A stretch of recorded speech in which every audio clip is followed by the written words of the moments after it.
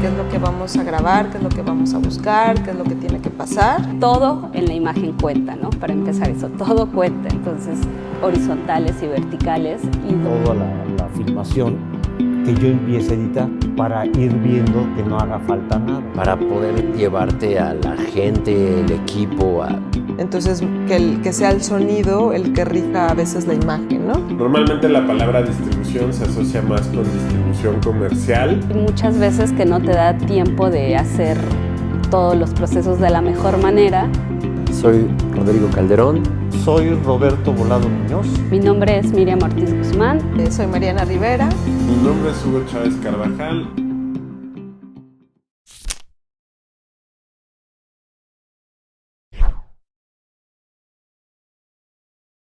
Bueno, soy Roberto Volado Muñoz. Nací en el Distrito Federal, hoy Ciudad de México, y soy editor. También hago documentales, por lo general más independiente, porque de lo que me dan más trabajo es editando. Y he editado desde pues, ya casi 30 años y pues digamos he editado desde videoclips, comerciales, series de televisión, películas. Y la verdad lo que más me gusta y me apasiona es las películas. Por ejemplo, entre los trabajos que me costaron bastante trabajo de alguna forma por la infinidad de posibilidades, fueron películas como Amarte duele, Ciudades oscuras, luego la de Treintona, soltera y fantástica, que es una comedia, porque la comedia también tiene su magia y su chiste. Hay otra película que también fue algo muy interesante porque habían pasado ya varios editores y no lograban darle al meollo del asunto, que fue Historias del desencanto, que es una película que fue planteada para hacerse como desde el punto de vista de cada personaje. Y entonces para hacer la película había que sacar pues, los diversos momentos, y entonces era como una especie de rompecabezas, pero de esos que pueden ser, realmente te puedes tardar una vida. Y de pronto cuando yo la vi, pues me entró así como una iluminación casi, entonces logré darle sentido en poco tiempo, ¿no? Como en 3, 4 meses. Y con ese corte lograron, mi amigo Alejandro Valle logró que le dieran el apoyo para terminar la película, porque era una película que habían hecho independiente, con una camarita. Y tenía también mucha animación y muchas cosas, ¿no?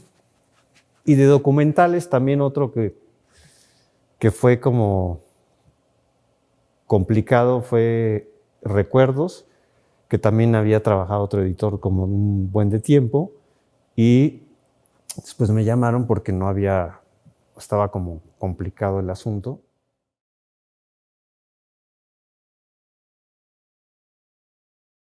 Bueno, la función del editor es armar como una especie de rompecabezas, o sea, armar las diferentes partes de una producción. Hay una gran diferencia entre un documental y una ficción, porque la ficción hay veces que a mí me han invitado los directores y me han enseñado desde lo que van a filmar o lo que van a grabar y me piden como consejo. Hay veces que también voy a la locación cuando están haciendo la película y también pronto yo veo alguna cosa que me puede funcionar en mi trabajo posterior y les comento a los directores. Los directores que me invitan, hay unos que no me han invitado, pero eso ya depende también de cada director, ¿no?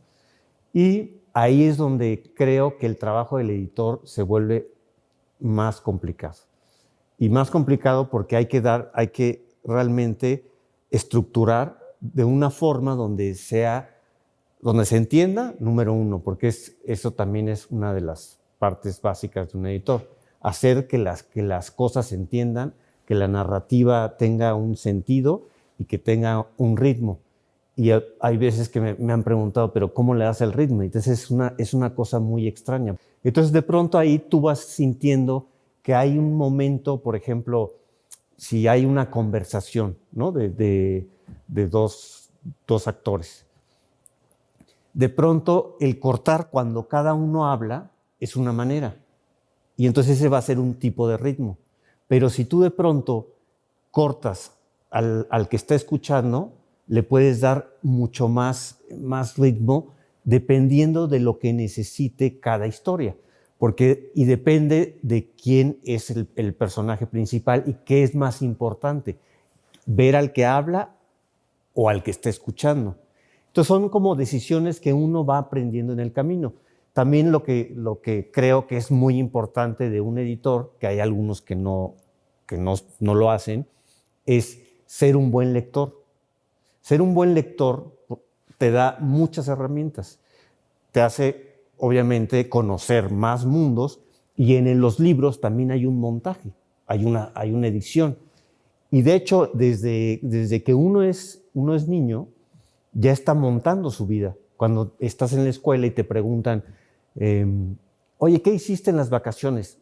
Tú cuentas lo que crees que puede ser más interesante. No vas a contar todo porque te tardarías quién sabe cuánto tiempo. Entonces ya, o sea, lo traemos como en el interior, la parte esta de la edición. El editor generalmente trabaja con asistentes, pero el editor, si te toca trabajar sin asistentes, pues tienes que tener todo muy bien organizado, ya sea que el asistente lo haga o que tú lo tienes que hacer. Porque una también de las cuestiones básicas de la edición es el orden. O sea, que todo esté bien ordenado para que puedas realmente acceder rápidamente y las herramientas, los programas de edición sean eficientes. Porque si tienes hecho un relajo, después cuando estés buscando vas a perder mucho tiempo y no te vas a poder concentrar. Mi trabajo en una película de ficción o en algo que ya tenga un guión se vuelve, entre comillas, más sencillo. Y es más sencillo porque ya está, digamos, una estructura. Pero hay veces que la estructura dentro de un guión no funciona, entonces hay que cambiarla. Yo por lo general les pido a los directores que me dejen trabajar solo para hacerles una propuesta. Y después veo cómo, o sea, probablemente el director hizo un plano abierto, luego un plano cerrado, luego un plano medio.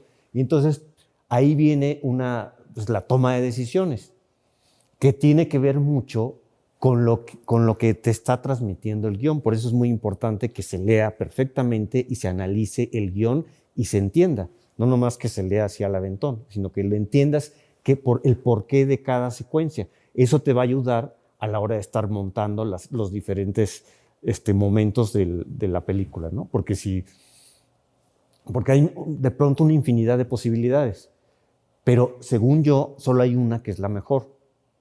El chiste es encontrarla. Porque, por ejemplo, es como si la llegada está de los caballos, ¿qué es mejor, verla en grandote o que después sea la sorpresa? Depende de a la historia le convenga. Entonces uno tiene que estar muy concentrado en qué es lo que le conviene a la historia. Y entonces después, cuando ya está la película de principio a fin, ya uno se sienta con el director y entonces empieza un diálogo. Porque, o sea, para mí, y creo que en la vida, lo más importante siempre va a ser la comunicación y el diálogo. O sea, dialogar, si no hay diálogo, no hay entendimiento. Y entonces yo le voy a decir por qué hice ciertas cosas y el director probablemente me pida que lo haga de otra manera. Entonces yo tengo que tener argumentos para tener algo sólido del por qué estoy haciendo un corte o por qué estoy quitando cierta escena o cierta secuencia de la película, ¿no?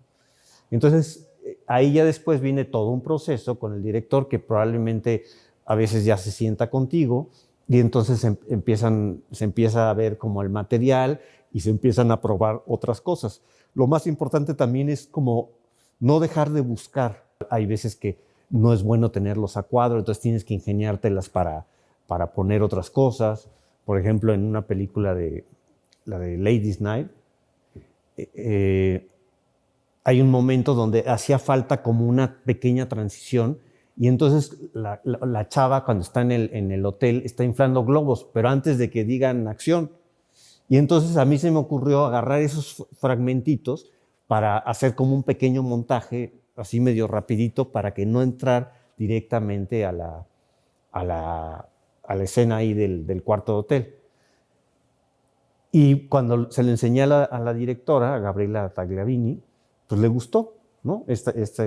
Y pues no estaba como previsto, pero de pronto es como esas ideas se te pueden ocurrir cuando ves que se necesita algo para hacer una pequeña transición o para también, por ejemplo, se pueden de los rostros de los actores antes de empezar a veces se utilizan porque para poner un momentito de una reacción, ¿no?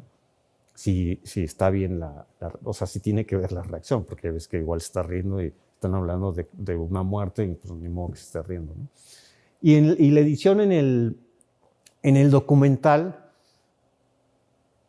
creo que es una cuestión muy, o sea, sí es muy complicado, porque o sea, tienes que ir encontrando como los momentos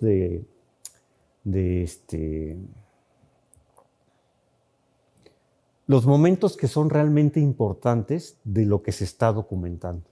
Y luego darles pausas, porque también de pronto en los documentales ves que hay pura cabeza parlante y se necesita de pronto que el documental respire, entonces que haya como pausas, y entonces luego es como ir buscando los momentos que le ayudan para que el espectador pueda tener un momento reflexivo.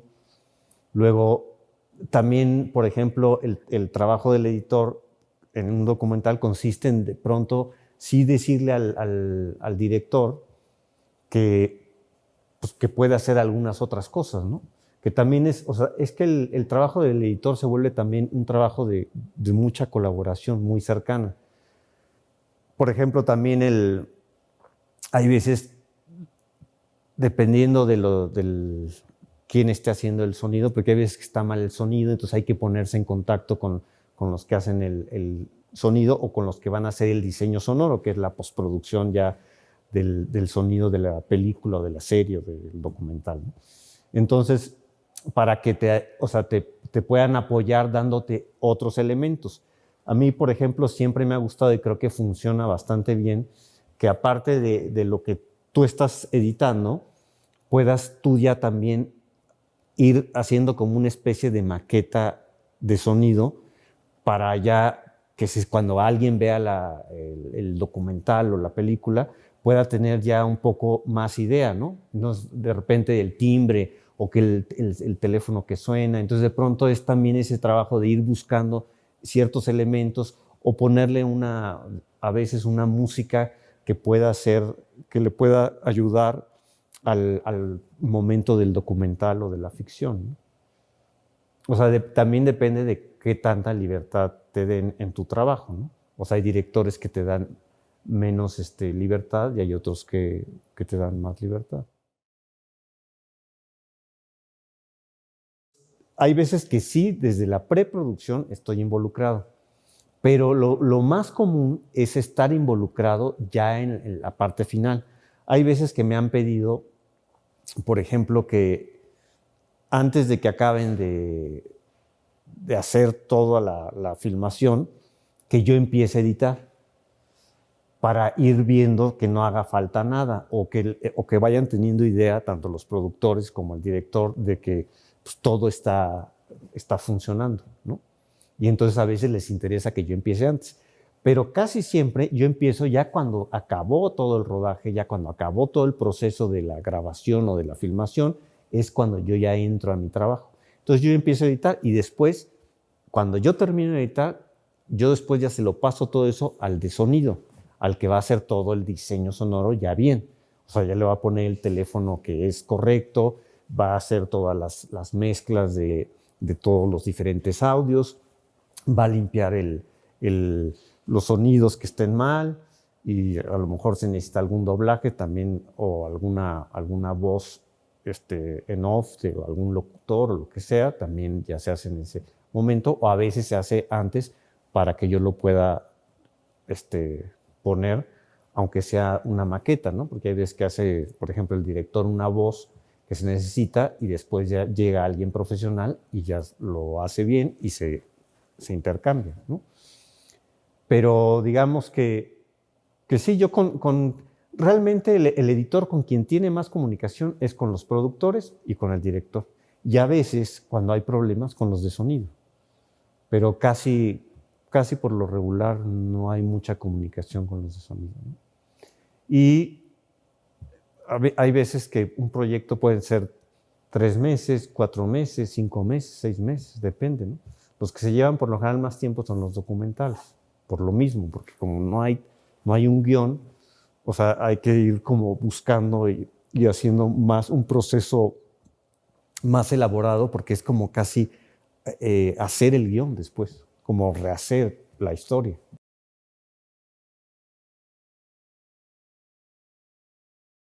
Bueno, yo creo que hoy en día es como bueno, es más sencillo que antes, como lograr uno irse a grabar hasta con el celular, ¿no? Sacar fotos. Y lo que hay que tener como muy en cuenta es cuando uno quiere hacer algo, contar una historia, tiene que tener en cuenta que se tiene que ir armando los distintos fragmentos. Entonces, por ejemplo, uno tiene que ir creando como los momentos que son importantes para llegar a algo, ¿no? Por ejemplo, si es la historia de un niño que va caminando hasta la escuela, que es en un pueblito, ¿cómo yo quiero contar eso? Entonces, primero hay que hacerse muchas preguntas al respecto, ¿no? ¿Qué es lo más importante y qué quiero yo contar y cómo lo quiero contar? Quiero hacer que algo sea muy frenético porque así se me ocurre, ¿no? Entonces tendría que haber muchos cortes y entonces muchos emplazamientos, muchos planos, ya sea del niño, de los pies corriendo, de la cara del niño, para entonces darle un frenetismo a la manera de contar esa historia del niño llegando a la escuela.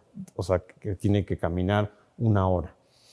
Y entonces, también una cuestión muy importante es, si van a hacer una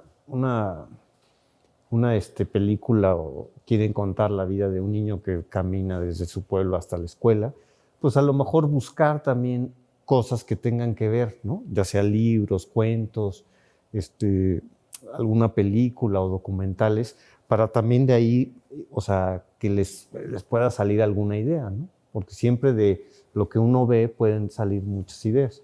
Entonces, por ejemplo, si quieren hacer como que es una historia donde se vea como el trabajo que le cuesta al niño llegar, pues en lugar de hacerlo frenético, a lo mejor lo hacen más pausado, con menos cortes, para que se sienta un poco lo que tiene, la travesía que tiene que hacer este chavito para llegar hasta su escuela y lo que representa eso. Entonces, siempre va a haber como muchas formas de abordar los diferentes temas, pero es dependiendo, lo repito otra vez, de lo que cada quien quiere y cómo lo quiere contar.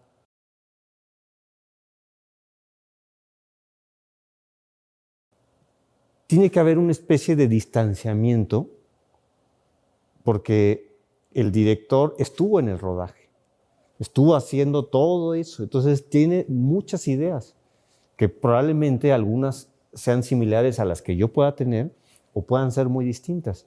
Y entonces a ellos les conviene que un editor primero haga algo con con el material que él está entregando, porque así él puede ver cosas que ni se imaginaba que se podían hacer. Y entonces, y al final, de todas maneras, o sea, yo no tengo la última palabra. El editor nunca va a tener, o sea, la última palabra de decir así se queda y así se queda.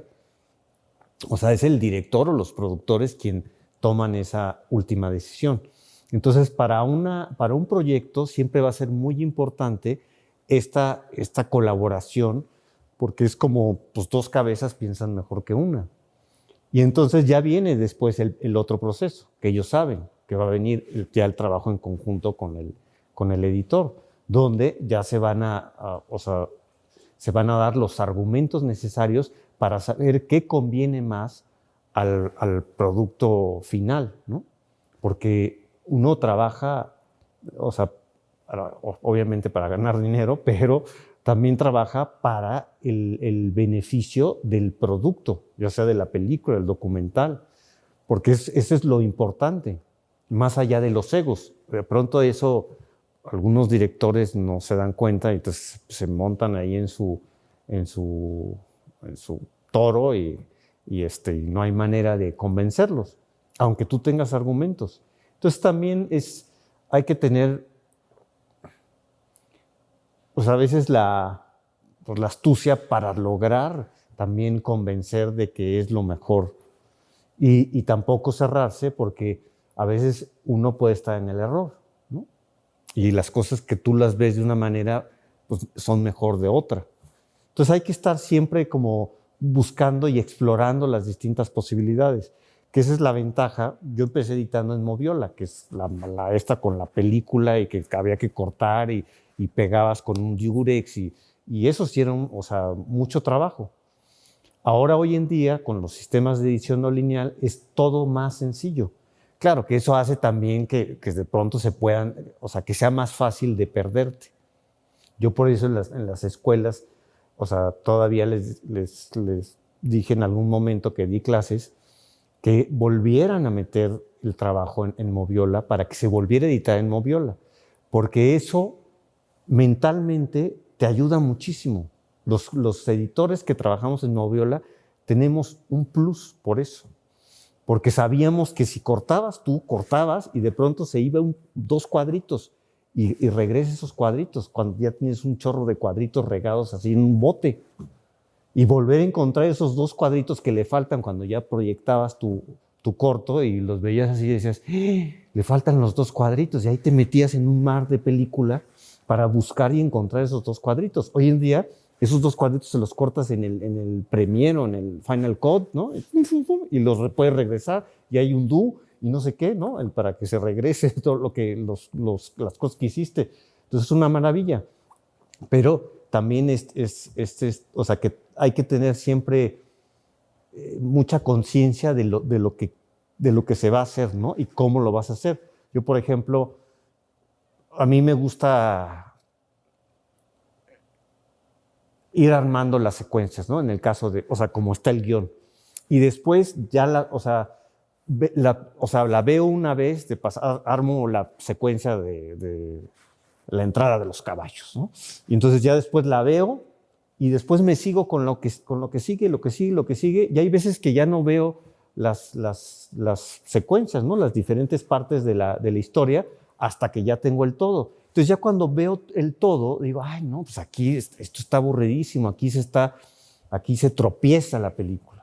Entonces trato de reducir esa parte y entonces hago a lo mejor más cortes o le quito fragmentos que no son relevantes o que de pronto hay momentos en la historia que no tienen mucho sentido con el todo ya y que eso, al estar escribiendo el guión, pues no lo ves, porque es muy diferente escribirlo y leerlo a ya verlo visualmente. Y en el trabajo de documental igual, yo voy armando los fragmentos, ¿no? De la historia por ejemplo, yo tengo una película que apenas voy a terminar, que yo hice un documental que llevo 16 años haciéndolo, porque fue independiente y entonces me costó mucho trabajo, yo como editor, editar lo que yo había hecho. Y necesitaba a alguien, pero no tenía dinero. Y luego, pues, nadie entendía un poco lo que yo quería hacer. Y entonces me costó tanto trabajo hasta que dije, a ver, pues tengo que empezar a contar la historia desde antes de que empieza, ¿no? Cómo empieza un poco con Porfirio Díaz y la banda esta de militar, ¿no? Entonces, y cuando hacía entrevistas, luego preguntaba para que tener ciertos datos que me fueran teniendo un hilo y se pudieran ir conectando. Entonces después empecé a ver todo lo que había, lo poco que hay de información, estuve buscando, pues metí la película, o sea, hice que alguien hablara de la película, de la primera película hablada, que es Santa, donde sale una banda de foxtrot de una canción de Agustín Lara. Entonces también la conseguí, la metí, entonces vas construyendo como un poco la historia, y luego dije, pues también de los lugares que había, qué pasó con los lugares que había en México, y que los discos que se han hecho. Entonces vas como armando pequeños fragmentos que te van yendo, que vas así como desde 1900 hasta la época actual. Pero pues necesitas ir viendo los diferentes, cómo vas construyendo esos pedazos, y si esos pedazos que estás construyendo realmente funcionan. Porque yo de pronto armaba historias de, pues no sé, de algunos como lugares, pero no tenía tantas imágenes, y entonces decidía pues ya no meter esa historia. Entonces de pronto la quitaba. Pero sí es un trabajo realmente que te lleva a reflexionar mucho. Porque hay que pensar y pensar y pensar. Luego hay veces que hay que dejar descansar el material, lo que estás haciendo, no quedarte ahí sentado todo el tiempo. A lo mejor pues, te das una vuelta y entonces te pones a pensar, y mentalmente vas pensando qué es lo mejor. A mí luego me pasa que, por ejemplo, me voy a dormir y sigo editando en mi cabeza. Y digo, qué horror, ya me quiero dormir, ya me quiero desconectar. Y hay veces que, o sea, te obsesionas tanto, que también es una cuestión. O sea, creo que los editores en general somos medio obsesivos, porque estar así viendo y viendo y viendo material y viendo material y viendo material. Yo me acuerdo la primera vez que alguien que no tenía nada que ver me vio editando, decía, pero esto ya lo está repitiendo muchas veces. Y es que tienes que ver, o sea, qué es lo mejor, y tienes que estar repitiendo el corte para ver si así funciona. Entonces a veces le dices, no, hay que quitarle 3 cuadros o hay que agregarle 5 para que funcione mejor. Y pues yo siempre he pensado que es como armar un rompecabezas la edición. Porque hay veces, si han armado rompecabezas, se darán cuenta de que hay una pieza muchas veces, o varias, que parece que encaja, pero solo hay una, que es la buena. Entonces tú dices, esta sí es. Y ya todo emocionado le pones, pero como que le haces así y como que no, pero es casi la igualita. Y después volteas y dices, no, pues sí son idénticas, pero le pones y ¡puc! Entra así, y están bonitos. Y así es en la edición. O sea, hay un punto donde tú pegas una cosa y pegas la otra, y es así como por arte de magia. Y hay veces hasta de que los errores, de que sin querer le picaste, y de pronto dices, esto está increíble, que ni se me había ocurrido. Pero entonces también de los errores aprendes, ¿no? Entonces de pronto del dedazo que le diste, se colocó en un punto y ¡ay, qué corte tan maravilloso!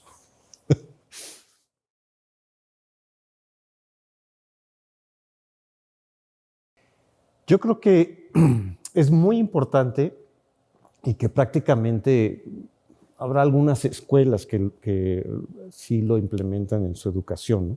Pero en general no, que es la parte del arte y la parte del video, que de pronto sí se llega a hacer en algunas comunidades. Se van y les prestan cámaras, y entonces les dicen, a ver, tú ve a lo que te gusta a ti, ve a documentarlo.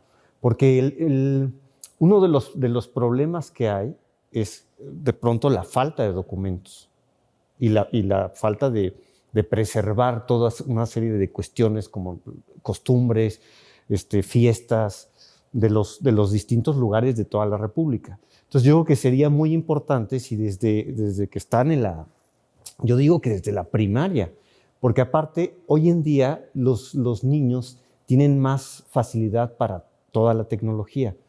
El problema es que se la pongas ahí. Pero aún así ya nacen con, yo, por ejemplo, cuando nací no había computadoras. Bueno, había, pero pues eran unos monstruos ahí, ¿no? Y que estaban así en las universidades, no sé qué. Entonces, para mí, cuando de pronto paso de la parte, digamos, analógica digital, me costó un poco de trabajo, no tanto, pero yo creo que hoy en día a los chavos es más fácil porque aparte por los mismos celulares, los celulares ya traen cámaras. Entonces ni siquiera es como, sí es a lo mejor en algunas escuelas donde a lo mejor las personas tienen más bajos recursos, puede ser un poco más difícil, pero de todas maneras, si cualquier escuela, ya sea pública o privada, hace una pequeña inversión en tener, aunque sea unas camaritas chiquitas o comprar celulares para hacer el video y empezar a enseñarles que pueden contar muchas cosas y pueden documentar una serie de situaciones, que todo eso puede ayudar en el futuro para muchas cosas, porque al final se necesita que el que los jóvenes empiecen a tener un lenguaje de cualquier forma, ¿no? Porque de todas maneras, aunque no se dediquen a nada que tenga que ver con lo audiovisual, les puede servir en el futuro para hasta hacer una tesis de antropología, ¿no? Y a lo mejor si decidió estudiar antropología y ya trae esas bases, a lo mejor puede hacer un documento o un documental de algo que esté interesado y que pueda ser algo que ayude en el futuro a las nuevas generaciones. Entonces yo creo que para mí sería desde la primaria tratar de que los chavos puedan tener acceso al arte y acceso a cámaras para empezar a desarrollar un lenguaje que todos ya traemos un poco, porque al final todos somos hijos de la televisión de alguna u otra forma, ¿no? Entonces ya vamos aprendiendo con lo que ves en la televisión un poco el lenguaje, pero sería más interesante que se lo dieran a alguien, pues un profesor o con otra perspectiva, porque luego en la televisión hay mucha basura y entonces puedes hasta malformar o maleducar a la juventud, ¿no? Bueno, yo creo que hoy en día tenemos la facilidad por los teléfonos celulares para crear imágenes. Entonces, al tener ya esta facilidad, porque hay veces que a lo mejor uno no tiene un buen celular, pero a lo mejor el amigo sí, o el tío se las puede prestar, o el papá o la mamá, o las amistades, ¿no? Y pueden empezar a practicar grabando ciertas cosas y tratando de contar cosas, porque creo que si nos echamos para atrás, a todos creo que nos contaron cuentos, y hay cuentos que tienen una forma y una estructura, que son como muy, muy sencillos, porque creo que en la sencillez es donde está lo más grande. Entonces no se necesita ni mucho dinero, lo que se necesita es tener imaginación, es poder hasta de practicar con las fotos familiares, hacer un videíto con una música que a ustedes les guste, que pueda transmitir algo emotivo. Y yo lo que les recomiendo siempre es que cualquier cosa que hagan, ustedes sean muy autocríticos y traten de que no sea aburrido, porque la gente quiere ver cosas que lo entretengan. Y tampoco es que si es algo puede aburrirte una cosa de 1 minuto o una de 5 o una de 2 horas, y puede ser muy, muy emotivo una cosa de cualquier tipo de duración.